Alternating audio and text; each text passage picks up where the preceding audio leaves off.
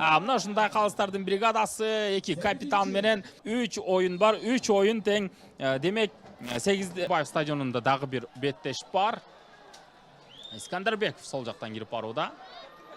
Чыгарылган топ жана эч кимге тийбестен топ ойын таласын. Эртең Сүйүнбаев стадионунда дагы бир беттеш орун алат. Ошму жана Нефчи командалары кезигишет. Биринчи беттеште 4-1 эсебинде Нефчи командасы жеңип алган. Эртең Артем Федоров айпанча көтөрүлгөн топ жана бир аз башаламандыгы орун алды. Алдыны көздөй.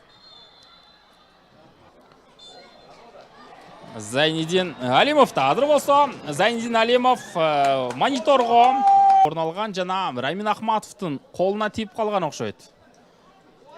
Бул жерден экинчи кабатка секирүү жок, бул Иван Козловдун колуна тийгенде, оң колун байкасаңыздар, эң биринчи оюнчу Иван Козлов, адашпай айтам, Иван Козлов дал ушул жерден 6 номурдагы оюнчу башына колу тийген экен. Касын ышкырыгы жаңырды.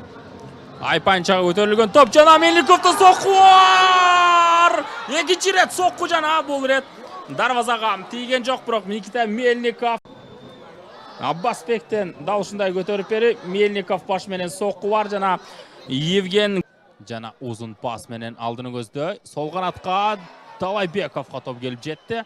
Манубеков азыр бул жерден катачылыкка жол берди. Астан сокку бар жана Мирзакит Маматканов өз жайында.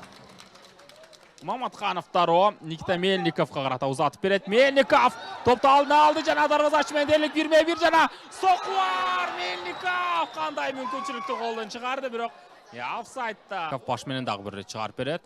Топ үчүн күрөш. Алыстан Машраповдон сокку бар, бирок дарвазага таамай эмес.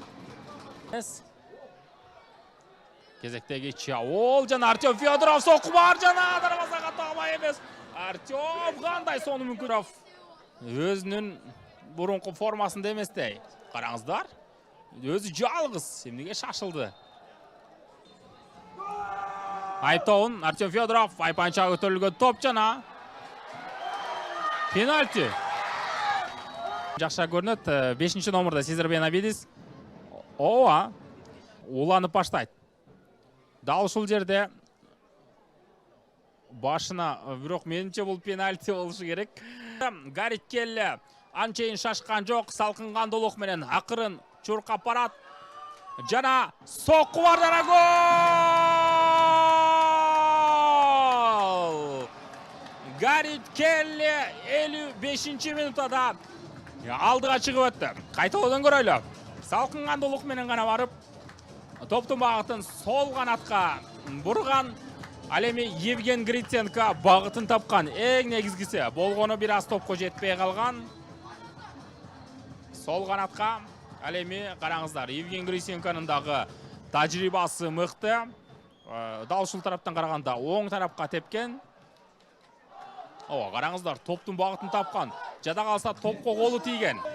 Башкы калыстын ышкырыгы жаңырды жана эсеп сандары 1-0. Атты жана Алай командасынан 3 оюнчу сарайып кагаз алды. Ал эми өзгөн командасынан демек ойгондой катачылык, сокку бар жана гол!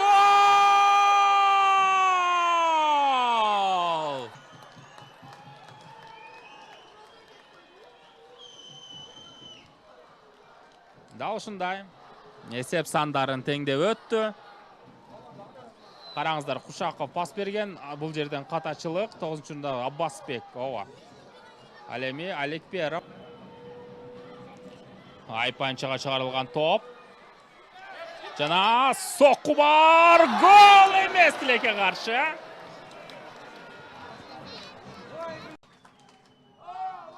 Калсын ышкырыгы жаңырды жана Артем түзөлө сокку бар жана дарвазага таамай. Артем. Караңыздар. Дарвазага таамай бар. Сокку бар жана гол эмес. Евген Гриценко. Кайталоодан көрөлү байкап. Жамшитка бул топко тийди. Даниордон чыгарып берүү жана ар бир стандарттык абал өтө маанилүү. Кушаков айпанчага көтөрүлгөн топ жана Мирзакит Маматканов биринчилерден бул топко жетүүдө. Жана пенальти. Колуна тийген. жана Зайнидин Алимов. Penalti. Жоқ екен. Топ. Нарын Мырзабекұлы. Илдар Аликперовқа. Сезар Бенавидес. Келли біріншілерден. Көтеріп беру жана баш менен соққы бар Юрий Сеницкийден. Бирок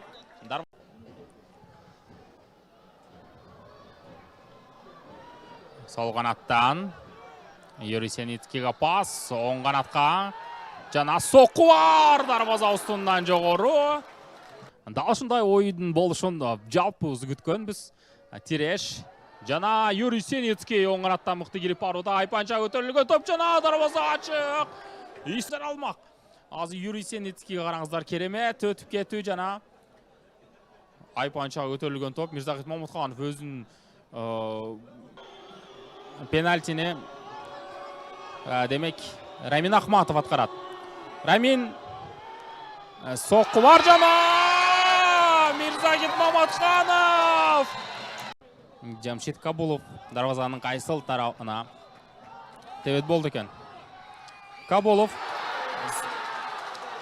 Жамшит Кабулов тагы.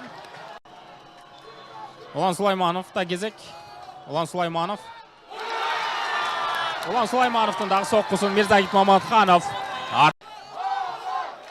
Ишқырығы жаңырды. Соққы бар жана гол. Иван Козлов.